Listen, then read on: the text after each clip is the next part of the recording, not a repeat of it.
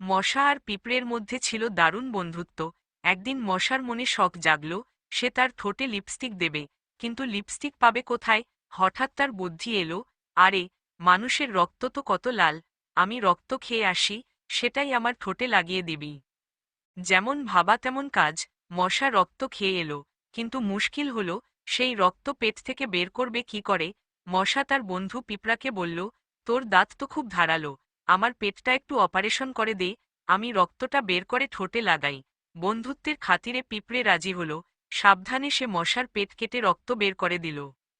এবার মশার ঠোঁটে রক্ত লাগানো হলো, কিন্তু হায়, দেখা গেল, সেটা কোনোভাবেই লিপস্টিকের মতো লাগছে না। মশা তো মহা চিন্তায় পড়ে গেল।